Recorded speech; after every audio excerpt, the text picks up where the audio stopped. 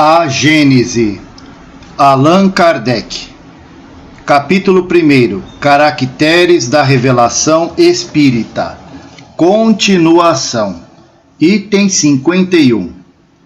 Como os elementos da revelação espírita foram ministrados simultaneamente em muitos pontos, a homens de todas as condições sociais e de vários graus de instrução.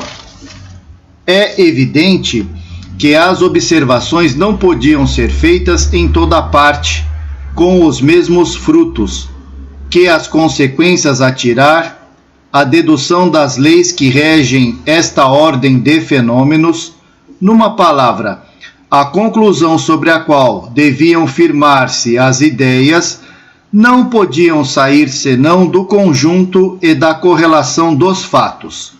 Ora, cada centro isolado, circunscrito dentro de um círculo restrito, não vendo muitas vezes senão uma ordem particular de fatos, não raro contraditórios na aparência, geralmente provindo de uma única categoria de espíritos e, além disso, embaraçados por influências locais e pelo espírito partidário, achava-se na impossibilidade material de abranger o conjunto e, por isso mesmo, incapaz de conjugar as observações isoladas a um princípio comum.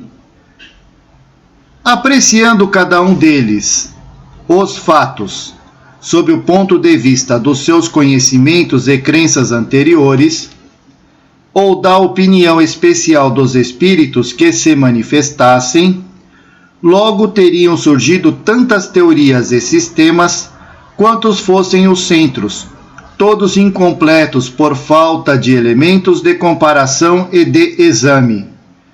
Resumindo, cada qual se teria imobilizado na sua revelação parcial, julgando estar de posse de toda a verdade, ignorando que, em 100 outros locais, se obtinha mais ou melhor. Item 52. Convém notar, além disso, que em nenhuma outra parte o ensino espírita foi ministrado de maneira completa.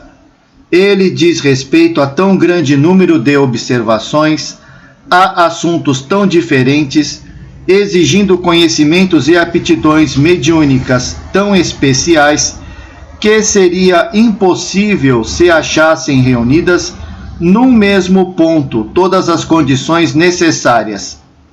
Tendo o ensino que ser coletivo e não individual, os espíritos dividiram o trabalho, disseminando os assuntos de estudo e de observação, como se faz em algumas fábricas, onde a feitura de um mesmo artigo é dividida em partes por diversos operários.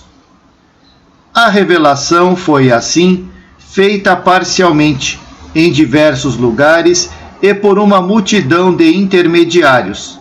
É por essa maneira que ainda prossegue, pois nem tudo foi revelado.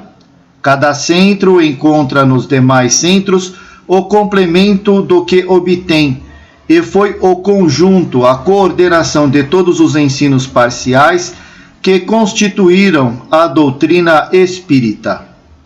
Era, portanto, necessário agrupar os fatos espalhados, para se lhes apreender a correlação, reunir os diversos documentos, as instruções dadas pelos espíritos acerca de todos os pontos e de todos os assuntos, para as comparar, analisar, estudar-lhes as analogias e as diferenças.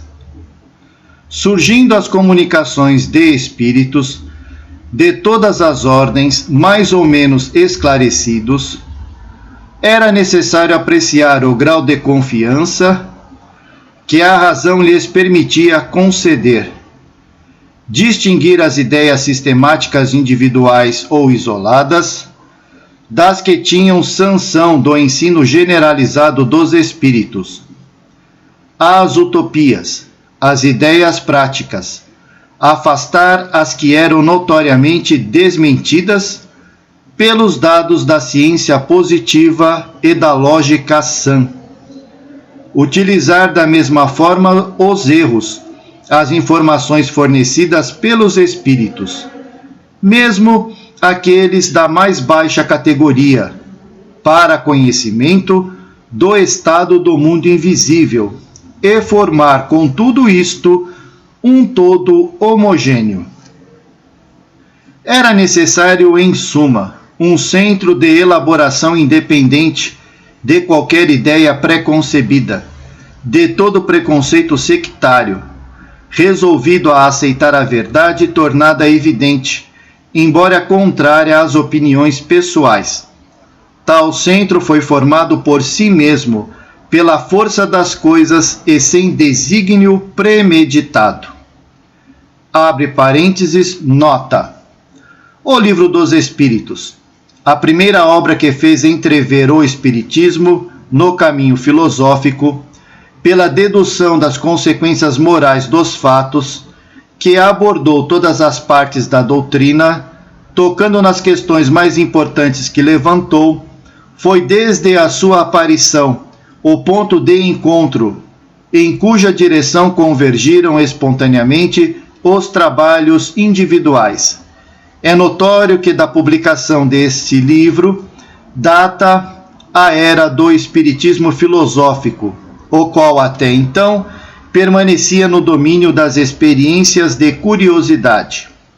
Se esse livro conquistou as simpatias da maioria, é que ele era a expressão dos sentimentos dessa mesma maioria e que dava uma resposta às suas aspirações, e também porque cada um ali encontrava a confirmação de uma explicação racional do que obtinha em particular. Se ele tivesse estado em desacordo com o ensino geral dos espíritos, não teria merecido nenhum crédito e prontamente cairia no ouvido. Ora, quem recebeu as adesões não foi o homem, que nada e por si mesmo, sendo apenas uma engrenagem de trabalho, que morre e desaparece, mas a ideia que não perece quando emana de uma fonte superior ao homem. Esta concentração espontânea das forças esparsas deu lugar a uma correspondência imensa, monumento único do mundo, quadro vivo da verdadeira história do espiritismo moderno, no qual se refletem ao mesmo tempo os trabalhos parciais, os sentimentos múltiplos que foram originados da doutrina, dos resultados morais, dos devotamentos e fracassos, arquivo precioso para a posteridade, que poderá julgar os homens e as coisas sobre as peças autênticas, na presença desses testemunhos irrecusáveis, o que virão a ser a seu tempo oportuno todas as falsas alegações, as difamações da inveja e do ciúme? Fim da nota, fecha parênteses. Item 53. Deste estado de coisas originou-se uma dupla corrente de ideias, umas dirigindo-se das extremidades para o centro, outras encaminhando-se do centro para a circunferência. Desta maneira, a doutrina caminhou rapidamente para a unidade, apesar da diversidade das fontes de onde derivou. Os sistemas divergentes ruíram aos poucos, devido ao isolamento em que ficaram, diante da ascensão da opinião da maioria, na qual não encontraram simpática repercussão. Desde então, estabeleceu-se uma comunhão de ideias entre os diferentes centros parciais. Falando a mesma linguagem espiritual, eles se compreendem e simpatizam de um extremo a outro do mundo. Os espíritas sentiram-se assim mais fortes, lutaram com mais coragem, marcharam com um passo mais seguro, de vez que não se acharam mais insulados, por terem sentido um ponto de apoio, um liame a prendê-los à grande família.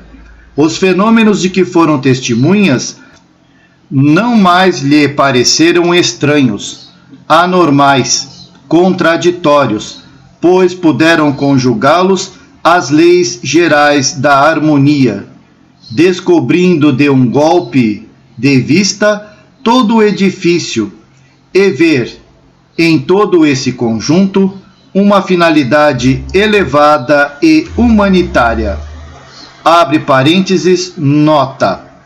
Um testemunho significativo tão notável quanto tocante dessa comunhão de pensamentos que se estabelece entre os espíritas pela conformidade das crenças são os pedidos de orações que nos chegam dos países mais distantes, desde o Peru até as extremidades da Ásia, provenientes de pessoas de religiões e nacionalidades diversas, as quais nunca vimos. Não é o prelúdio da grande unificação que se prepara? A prova das raízes profundas que por toda parte toma o Espiritismo? É notável que, de todos os grupos que se formaram, com a intenção premeditada de estabelecer cisão com a proclamação de princípios divergentes, do mesmo modo que todos quantos, apoiando-se em razões de amor próprio ou outras quaisquer, para não parecer que se submetem à lei comum, se consideraram fortes bastante para caminhar sozinhos, possuidores de luzes bastante para não terem necessidade de conselhos, nenhum chegou a construir uma ideia que fosse preponderante e viável. Todos se extinguiram e vegetaram na sombra. Como poderia ser de outra forma, desde que, para se distinguir, ao invés de se esforçarem para proporcionar maior soma de satisfações, rejeitavam princípios da doutrina, precisamente aqueles que fazem dela o mais poderoso atrativo. O que ela tem de mais consolador, de mais encorajador e de mais racional? Tivessem eles compreendido o poder dos elementos morais que constituíram a sua unidade, não se teriam acalentado numa ilusão quimérica. Porém, tomando seu pequeno círculo pelo universo, não viram em seus aderentes senão uma camarilha que pudesse facilmente ser derrubada por outra contrária. Era equivocar-se de modo estranho sobre os caracteres essenciais da doutrina, e esse erro nada podia fazer senão decepções.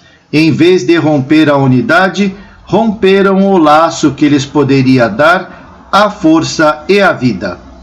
Ver Revista Espírita, abril de 1866. O Espiritismo sem os Espíritos. O Espiritismo independente. Fim da nota, fecha parênteses. Mas, como saber se um princípio é ensinado em toda parte, ou se não é o resultado de uma opinião individual? Os grupos isolados, não podendo saber o que se dizia a Lures, era necessário que um centro reunisse todas as instruções para fazer uma espécie de apuro das vozes e levar ao conhecimento de todos a opinião da maioria. Abre parênteses, nota. Tal é o objeto das nossas publicações, que podem ser consideradas como resultado desse trabalho de purificação. Todas as opiniões são ali discutidas, mas as questões não são erigidas em princípios, senão depois de haverem recebido a consagração de todos os pontos de comprovação, os quais são os únicos que lhes podem dar a força de lei e permitir afirmações.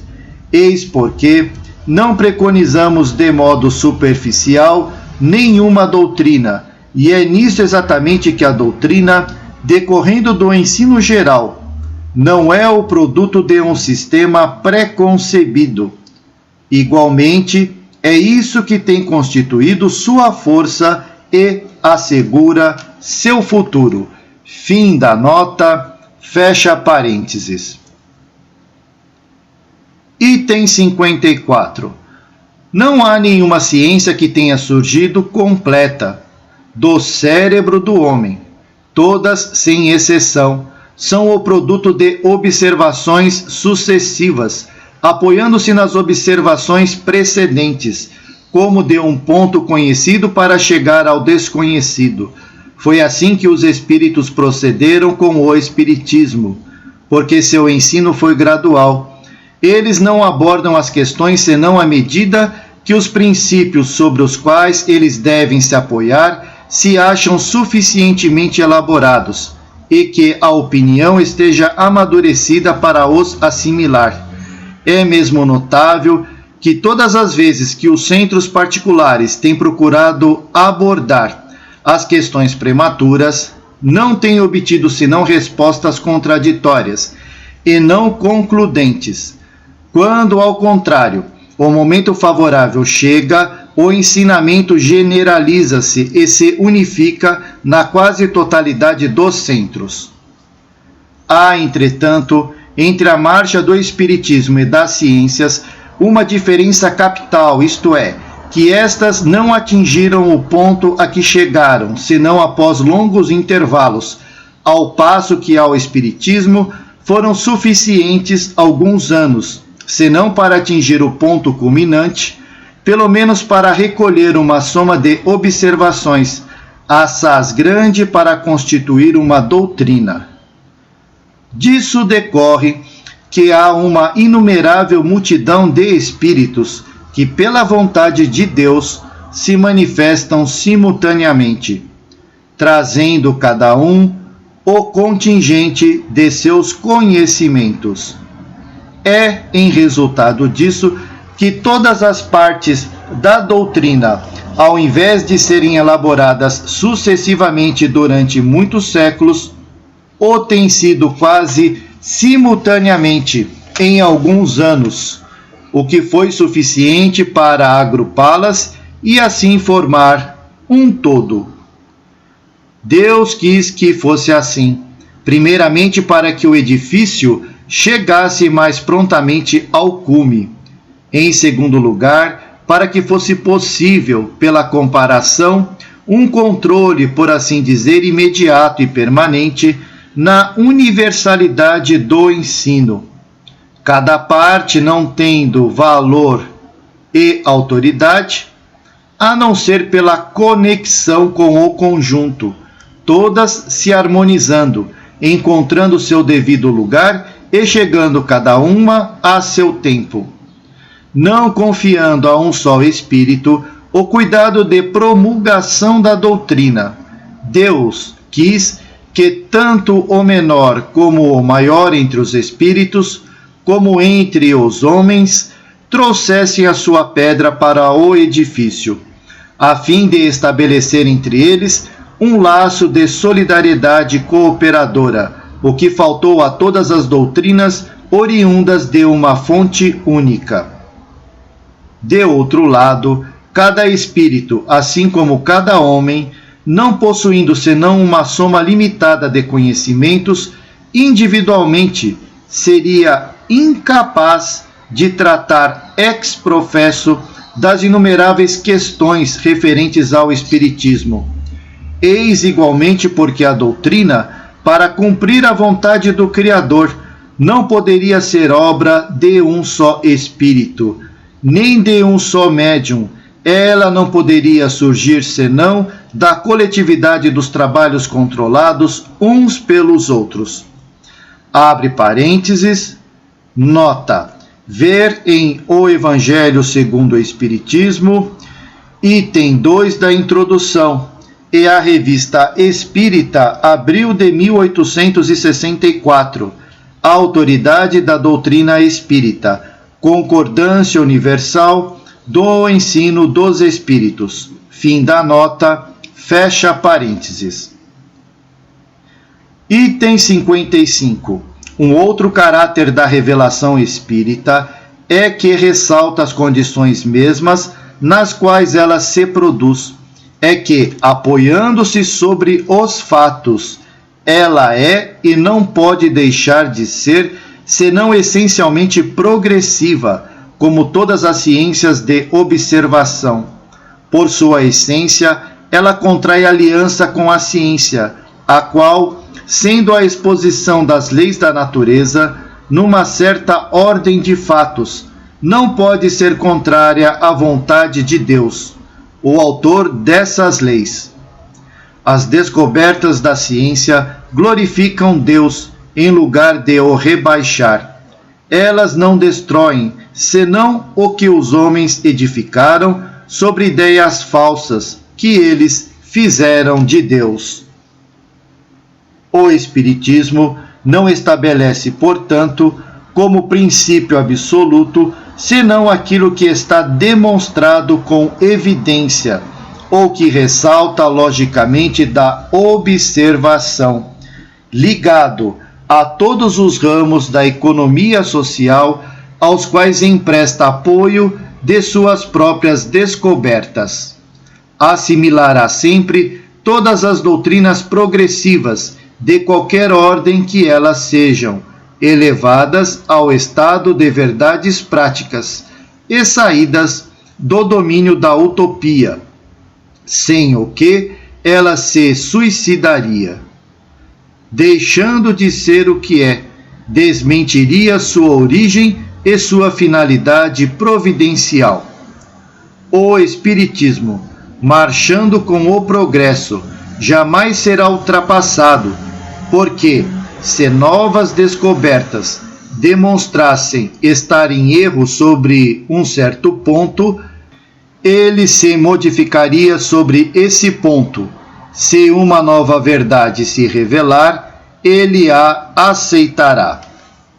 Abre parênteses, nota. Diante das declarações tão nítidas e tão categóricas como as contidas neste capítulo, caem todas as alegações de tendência ao absolutismo e à autocracia dos príncipes, todas as falsas afirmações que pessoas prevenidas e mal informadas prestam à doutrina. Tais declarações, aliás, não são novas, nós as temos repetido com frequência em nossos escritos, para não deixar nenhuma dúvida quanto a tais comentários. Por outro lado, elas nos indicam nosso verdadeiro papel, o único que ambicionamos, o de trabalhar. Fim da nota, fecha parênteses.